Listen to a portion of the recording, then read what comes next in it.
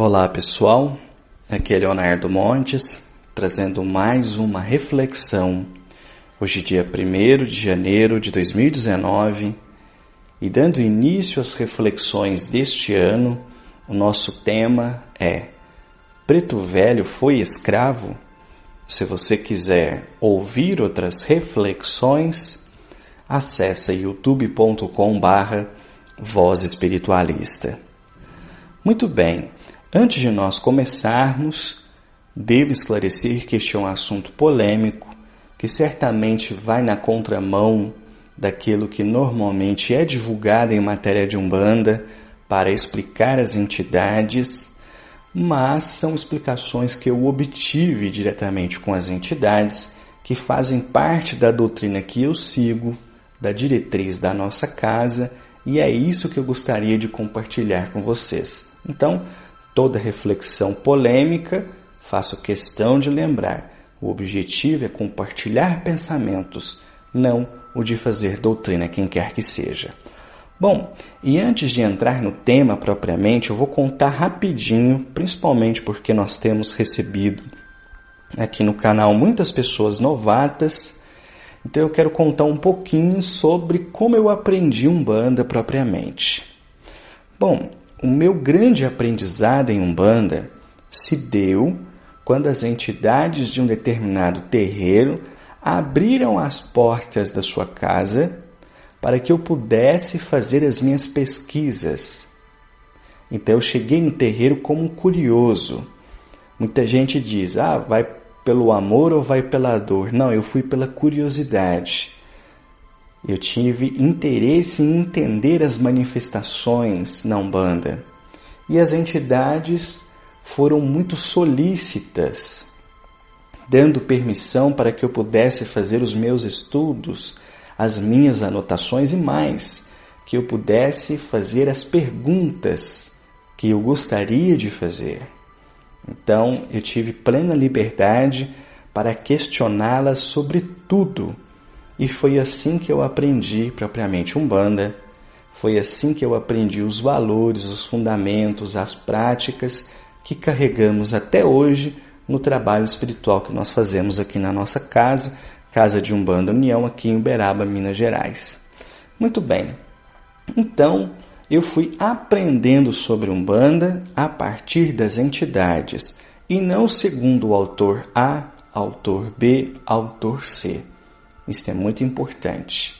Quando comecei a ter contato com as pessoas na internet, a trocar ideias sobre Umbanda, uma das coisas que mais me chamou a atenção foi a noção de arquétipos, ligado à manifestação das entidades.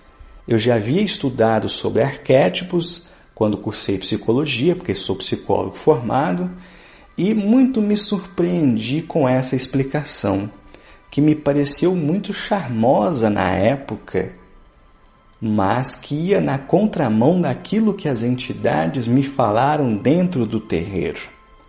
Com base nisso, empreendi uma nova jornada, visitando alguns outros terreiros, conversando com algumas outras entidades, para ver o que é que elas me diziam a este respeito, respondendo uma pergunta simples. O Preto Velho foi ou não foi escravo? Bom, agora vamos entrar no tema e lá no final eu volto para responder essa pergunta inicial. Acho que a primeira coisa que nós temos que refletir é que muitas pessoas ficavam surpresas com a sabedoria dos pretos velhos. Elas iam conversar com as entidades e ficavam chocadas com aquilo que lhes era dito. E essas pessoas falavam, não é possível que ele foi um escravo na terra porque tem tanta sabedoria, tanto conhecimento, como pode? O próprio Leal de Souza, no livro Espiritismo, a Magia, 7 linhas de Umbanda, registra um pequeno diálogo do preto velho Pai Antônio, que se manifestava através de Zélio de Moraes com um médico que estava presente na tenda espírita Nossa Senhora da Piedade durante uma gíria. Eu vou ler aqui para vocês. Pai Antônio não pode ser o espírito de um preto da África, e não se compreende que baixe para fumar cachimbo e falar uma língua inferior ao caçange, isto é, um dialeto crioulo do português falado nessa região, por extensão português mal falado, mal escrito. Eu sou preto, meu filho. Não, Pai Antônio, o senhor sabe mais de medicina do que eu. Por que fala desse modo? Há de ser por alguma razão. O preto velho explicou. Eu não baixo em roda de doutores. Doutor aqui só há um, que és tu, e nem sempre vens cá. Depois, meu filho, se eu começo a falar a língua de branco, posso ficar tão pretensioso como tu, que dizes saber menos de medicina do que eu. Então, olha só que interessante, né? Uma conversa que foi registrada por Leal de Souza, um Zélio de Moraes incorporado no preto velho Pai Antônio, conversando com um médico sobre medicina. E esse médico dizia, mas como pode o senhor ser a alma de um escravo se sabe mais de medicina do que eu que estudei medicina? E se o senhor tem tanto conhecimento, por que vem no terreiro para fumar e conversa nessa língua? E isso não é a dúvida de muita gente? Quem geralmente começa na Umbanda também não tem essas dúvidas, não fica se perguntando para que esses caras estão batendo no peito, estão bradando, estão andando curvado, estão fumando cachimbo. São dúvidas muito comuns. E aí começaram a surgir explicações charmosas. Algumas pessoas olhavam aquela entidade manifestando ali no médium e diziam assim, olha, ele se apresenta como um preto velho. Ele diz ser um preto velho, isto é, a alma de um escravo, mas na verdade isto é apenas uma roupagem. Ele está se manifestando assim, para poder conversar com o povo de igual para igual, ocultando a sua evolução espiritual. Por isso fala a língua do povo. E é preciso lembrar que em 1908, quando a Umbanda surge, a maioria da população era analfabeta. Então essa explicação foi muito charmosa. E muitas pessoas foram além, dizendo assim, não, o preto velho, na verdade, é um mago, é um cabalista, é um hermetista, é um estudante do ocultismo, isto é, um iniciado, talvez o iniciado do Egito e por aí vai. Isto é, as pessoas não podiam compreender de onde vinha aquela sabedoria e começaram a fazer paralelo com outras culturas, com outras tradições esotéricas, tradições mágicas, que vinham de povos já reconhecidos. Então aquele cara se manifestando ali não era o preto velho, de repente era um alto sacerdote do Egito Antigo, que está se ocultando para se manifestar, e assim começou-se este conceito de arquétipo, importado da psicologia e adaptado mais ou menos da seguinte forma. Aquele espírito está se manifestando como um preto velho, mas ele não necessariamente foi um africano ou um brasileiro escravizado. Ele pode ter sido um japonês, ele pode ter sido um indiano, ele pode ter sido um europeu. Ele está aqui simplesmente se manifestando daquela forma, porque o preto velho é um nosso ancestral africano, e isso fala muito alto a nossa cultura, a nossa religiosidade, então ele assume essas características. Isso é o arquétipo, e vale praticamente para todas as outras entidades. Então, repetindo, a entidade se apresentaria como um preto velho, fazendo referência ao escravo brasileiro ou escravo vindo da África para o Brasil. Mas não necessariamente ela seria um escravo. Ela apenas está representando um escravo, podendo até ser um alemão com 2 metros de altura, loiro dos olhos azuis. Não teria problema. Essa explicação hoje praticamente roda a internet e é aceita por grande parte dos umbandistas. Porém, eu não penso dessa forma. Essa explicação ela vai na contramão daquilo que as entidades me ensinaram, daquilo que eu próprio verifiquei nos terreiros que pude visitar e principalmente das experiências espirituais que eu já tive com essas entidades. Mas vamos seguindo aqui. Bom, um dos argumentos mais utilizados para dizer que o preto velho não foi necessariamente um escravo é dizer que o número de escravos no Brasil foi muito pequeno se comparado ao número de entidades que trabalham nos terreiros de Umbanda. Então, não dá para ser escravo, né? Tem que ser entidade que vem de algum outro canto. É o que essas pessoas pensam. Bom, quando eu ouvi esse argumento pela primeira vez, eu fiquei pensativo também. Será que realmente procedia?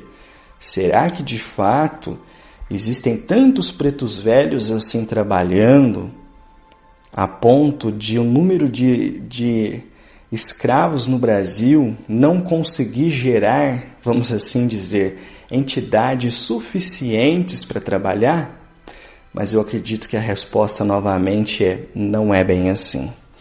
Bom, o número de escravos trazidos para o Brasil varia muito dependendo da estimativa, mas é relativamente seguro dizermos que pelo menos 1,7 milhões de pessoas vieram de várias regiões da África para o Brasil.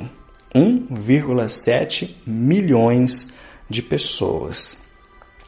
Vamos considerar que a escravidão durou mais de 300 anos, onde essas pessoas escravizadas no Brasil também tiveram a sua prole. Então, nasceram escravos no Brasil. Então, 1,7 milhões vieram para cá. E quantos será que não nasceram aqui em 300 anos de escravidão? Vamos considerar ainda, através de uma estimativa segura, que algo em torno de 10 milhões de escravos foram feitos em todo o mundo a partir da África. Isto é, para o Brasil, seguramente 1,7 milhões no mínimo. Tem algumas estimativas que chegam a 2, 3 milhões. Mas vamos colocar 1,7, que é uma estimativa baixa. Em todo o mundo, aliás, principalmente nas Américas, não é? Cerca de 10 milhões de escravos. Pergunto, você acha mesmo que não seria suficiente para trabalhar nos terreiros? Ah, Léo, mas então todo mundo que veio para cá ou nasceu aqui como escravo, morreu, virou preto velho? Não. A gente sabe que o preto velho é justamente a alma que venceu a provação da escravidão. Aquele que passou por todo o sofrimento, por todo o terror, por toda a dificuldade, conseguiu vencer. Portanto, é um espírito que evoluiu e que agora retorna para nos ajudar, principalmente nas lições da vida e nas dificuldades, porque foram espíritos que aqui também estiveram, passaram pelas dificuldades e aprenderam. Nós vamos pensar assim: se nós considerássemos apenas esse 1,7 milhões de pessoas que vieram da África para o Brasil, vamos esquecer aqueles que nasceram aqui em 300 anos, e vamos supor que só 5% desse contingente todo tivesse evolução espiritual para vir trabalhar como um preto velho. Então, eu estou jogando a estimativa lá embaixo, dizendo, por exemplo, que 95% dessas pessoas não conseguiram evoluir, não passaram por essa provação de forma adequada. Vamos considerar que apenas 5%. Nós ainda assim teríamos 85 mil espíritos aptos a trabalhar como um preto velho. E isso Repito, considerando só 1,7 milhões que vieram para cá, desconsiderando todos os outros que nasceram aqui no Brasil em 300 anos de escravidão e também desconsiderando os outros tantos milhões que foram feitos escravos em outras colônias por toda a América. Então eu pergunto, você acha mesmo que o número de escravos era insuficiente para que houvesse hoje um número grande de pretos velhos? Eu acho que não. E é preciso também considerar um outro ponto, que já comentei aqui no canal em outras reflexões, e isso gerou alguma resistência, mas, pelo menos aqui na cidade, entre os terreiros que eu conheço, é um tema absolutamente pacífico e tranquilo. As entidades não são nossas. Elas trabalham frequentemente com mais de um médium. O próprio preto velho que me instruiu, que me deu grande parte das explicações, me dizia que além do terreiro onde ele trabalhava, ele também trabalhava num terreiro no Espírito Santo, em Cariacica. E nunca me disse quem é o médium, nem nome da casa, nem nada, só disse que trabalhava lá. Conversei com uma cabocla certa vez, que se manifesta ainda, né, através de uma médium muito firme, com muitos e muitos anos de experiência, onde essa cabocla me disse que ela estava trabalhando em 4 terreiros. Então, nós ainda temos esse fator. O preto velho que trabalha comigo, ele não é meu. Ele não trabalha apenas e exclusivamente comigo. Ele pode trabalhar com outros médiuns que atuam em terreiros em qualquer lugar do Brasil, até porque para o espírito se deslocar no espaço é uma questão simples, não é dificultoso. Então, se nós considerarmos que as entidades podem atuar com mais de um médium, então eu não tenho a menor dúvida de que existem espíritos de sobra ligados ao processo da escravidão no Brasil que poderiam se manifestar como pretos velhos sem problema. Bom, curiosamente, eu sempre vejo esse argumento de que o número de escravos não era suficiente sempre ligado aí à questão dos escravos. Mas eu nunca vejo as pessoas falarem isso sobre os índios. Você já pensou sobre isso? Porque se o preto velho não foi necessariamente escravo, então o caboclo também não necessariamente foi índio. Mas você não vê essas pessoas que defendem a ideia de arquétipo falar que o número de índios não era suficiente. Porque se estima que no Brasil, em 1500, havia de 3 a 5 milhões de índios. Então, assim, é um número muito grande. Daria para ter caboclo para sobrar e para vender para trabalhar, ainda que jogássemos um percentual muito pequeno, ainda que considerássemos que só uma pequena fração desse contingente conseguiria atingir a evolução espiritual necessária para atuar como caboclo, e considerando que eles podem trabalhar com mais de um médium, então nós teríamos um grande número de entidades. E aí essa noção de arquétipo, pelo menos para mim, do meu ponto de vista, ela já começa a perder força. Isso, se nós considerarmos também o seguinte: existem muitos caboclos que trabalham nos terreiros de Umbanda, isso é bastante conhecido, que não necessariamente são brasileiros, não necessariamente viveram no Brasil. Eu cambonei uma cabocla que era uma cabocla mexicana. Falava num portunhol dos mais esquisitos, mas me disse várias e várias vezes que não viveu no Brasil, e sim no México. Então, tem entidade de sobra, não tem terreiro suficiente, não tem médium suficiente para absorver todo esse contingente. Por isso que os terreiros podem ficar despreocupados e desenvolver quantos médiuns aparecerem, que vamos dizer assim, os batalhões espirituais ainda têm muitos soldados à disposição do trabalho mediúnico. Bom, vamos caminhar mais um pouco. Um outro argumento muito utilizado para dizer que, na verdade, as entidades que se apresentam como caboclos ou pretos velhos não necessariamente são a alma de indígenas ou de escravos brasileiros, é o caso do caboclo das Sete Encruzilhadas, porque ele se apresenta e é visto como um padre. Vocês conhecem aquele diálogo famoso, né, que teve no Centro Espírita, na primeira manifestação do caboclo, onde o médium vidente pega e fala: olha, eu estou vendo que você é um padre, estou vendo que você está com uma batina branca, né? E começa aquele diálogo, onde ele diz: se querem saber meu nome, que seja esse, Caboclo das Sete Encruzilhadas. E o médium fala: mas não estou entendendo. Eu estou vendo que você é um padre, você está falando que você é um caboclo, como é que pode? Então muitas pessoas se baseiam nisso para dizer: bom, tá vendo? Era um padre que estava ali se manifestando, que depois deu a conhecer-se como Gabriel Malagrida, e ele está dizendo que ele é um caboclo, mas ele era um padre. Então você está incorporando lá o caboclo, mas não precisa ser um índio, pode ser um japonês, pode ser um alemão, pode ser um americano, pode ser um chinês, que está apenas representando o arquétipo do indígena brasileiro, mas é uma alma como qualquer outra por aí. Bom, na verdade também não creio que seja assim. O que falta a estas pessoas é justamente um conhecimento que o Espiritismo nos traz. E aí eu encontro também muitas pessoas na Umbanda com resistência em estudar os livros espíritas, principalmente os livros de Kardec, que o próprio Caboclo das Sete Encruzilhadas recomendava, dizendo que são livros essenciais.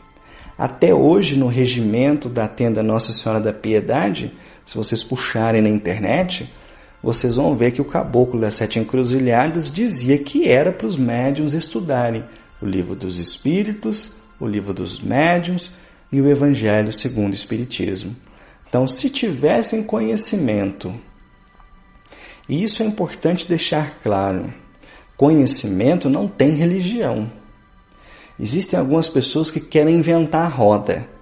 Elas não querem pegar uma roda e falar assim: nossa, essa roda aqui funciona muito bem, mas ela é evangélica, né? E nós somos da Umbanda, então vamos inventar a nossa própria roda. Eu sempre pensei: que besteira é essa? Se aquele conhecimento é válido, se ele tem eco na realidade, se não é uma teoria solta, então por que não usar aquele conhecimento só porque vem de um outro segmento? Então isso me parece preconceito. E olha só como vai ficar claro. Só que antes deixa eu dar um outro exemplo. Existe um caso muito famoso que é o do espírito Emmanuel. Você já ouviu falar em Emmanuel, o guia espiritual de Chico Xavier?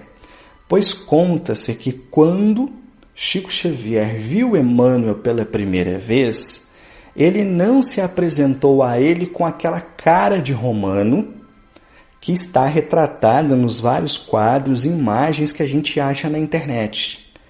Ele se apresentou de uma forma diferente, com uma roupa também de padre. Olha só que interessante, né? Essa história. E ela foi registrada da seguinte forma, pela Carmen Perácio, uma das médiuns que instruiu Chico Xavier. No dia 10 de julho de 1927, na fazenda da senhora Carmen Pena Perácio, que orientou os primeiros contatos de Chico Xavier com o serviço mediúnico, enquanto rezavam, Carmen ouviu uma voz de um espírito que se identificou como Emmanuel, amigo espiritual de Chico, onde logo após o viu como um jovem imponente, com vestes sacerdotais e aura brilhante. Olha só que interessante. A aparência de Emmanuel naquele momento não era a aparência do senador Públio Lentulus, que os artistas depois imortalizaram nos romances, mediúnicos que essa entidade ditou através de Chico Xavier. Mas como é que pode isso? Por que a entidade se apresenta com uma aparência e às vezes dá um outro nome ou se diz ser um outro espírito. Você já pensou nisso? Bom, para entender isso, a gente tem que recorrer ao livro A Gênese, de Allan Kardec, capítulo Os Fluidos, item 14. Eu vou ler um trechinho aqui para vocês. É assim, por exemplo, que um espírito se faz visível a um encarnado que possua a vista psíquica sob as aparências que tinha quando vivo, na época em que o segundo conheceu, embora haja ele tido depois dessa época muitas encarnações. Apresenta-se com o vestuário, os sinais exteriores, enfermidades, cicatrizes, membros amputados, etc., que tinha então. Um decapitado se apresentará sem a cabeça. Não quer dizer que haja conservado essa aparência, certo que não. Porquanto, como espírito, ele não é coxo, nem maneta, nem zarolho, nem decapitado.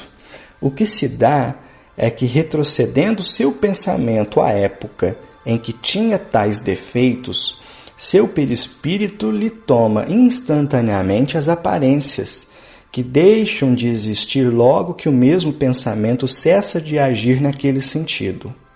Se, pois, de uma vez ele foi negro, e branco de outra, apresentar-se-á como branco ou negro, conforme a encarnação a que se refira, a sua evocação, e a que se transporte o seu pensamento.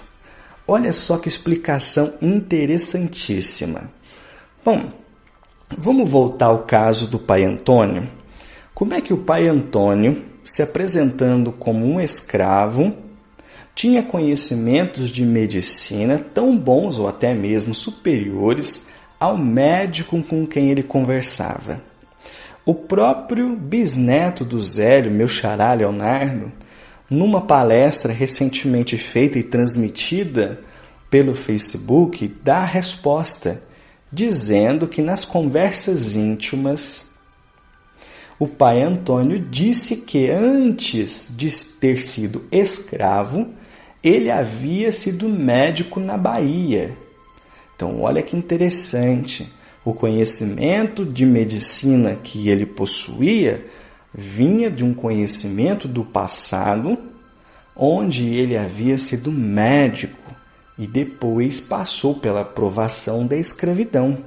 Aliás, aproveitando esse assunto, as entidades sempre me disseram: filho, você acha que a escravidão foi simplesmente um movimento humano? E realmente é uma coisa de se pensar, né? Porque a escravidão foi uma coisa tão feia, tão brutal. Mas as entidades me diziam: a escravidão foi um processo de expiação coletiva, onde diversos espíritos, com muitas dívidas do passado ligadas a várias culturas diferentes, reencarnaram ou na África ou no Brasil para expiarem seus passados de crueldade. Muitos romanos, gregos, ingleses, chineses, japoneses, indianos, com muitas e muitas encarnações de sofrimento, tiveram então essa encarnação expiatória. É por essa razão também que muitas vezes, quando um preto velho está ali se manifestando, um caboclo, e ele é percebido visualmente através da vidência, ele pode ter uma aparência totalmente diferente daquilo que se esperava. Não quer dizer que ele não foi um escravo. Ele foi, mas antes de ter sido escravo, ou até mesmo depois de ter sido escravo, ele também teve outras encarnações, outras experiências. É por isso que a lei da reencarnação joga os preconceitos por terra, porque todos nós vamos nascer em várias culturas diferentes, vamos ter vivências diferentes, experiências diferentes, e aquilo que de fato aprendermos vamos carregar no espírito. Isso é que é importante. O próprio caboclo das 7 encruzilhadas dizia que aquela aparência que ele tinha naquele primeiro encontro com o Zélio era a aparência que teve quando encarnado na Terra sob o nome de Gabriel Malagrida, e que depois ele havia encarnado como um índio brasileiro. Então, quando ele disse, meu nome é Caboclo das Sete Encruzilhadas, ele não está fazendo uma ligação de arquétipo, ele não está simplesmente representando algo da nossa cultura, da nossa tradição, da nossa ancestralidade. Ele está falando sobre algo que ele também viveu. Esse é o X da questão. É isso que dá nó na cabeça de muita gente. Ora, eu já conversei com um preto velho que tinha um conhecimento enorme da Igreja Católica, de padres aqui da cidade, que eu fiquei impressionado.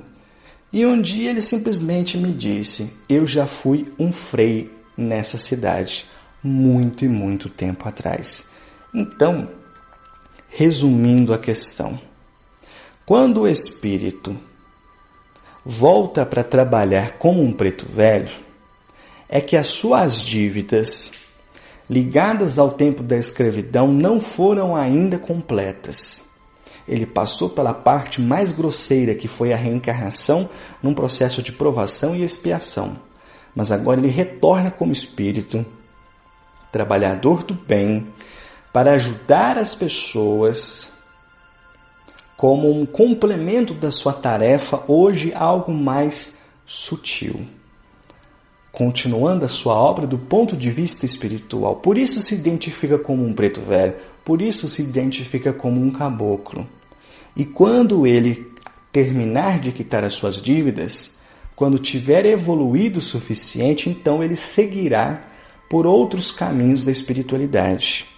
Um exemplo que eu vivi. O primeiro preto velho que eu incorporei deu o nome de Pai José do Congo. E sempre que ele vinha com o olho esquerdo fechado. Eu podia fazer toda a força do mundo, eu não conseguia abrir este olho. Um belo dia, conversando com o Cambone, ele deixa escapar que aquele olho dele fechado foi queimado com uma faca incandescida. E quem o queimou? Eu próprio, que hoje sou, ou era, seu médium. Olha só que elevação dessa entidade. Não apenas me perdoou, mas veio ainda trabalhar através de mim, ajudando outras pessoas e me ajudando também.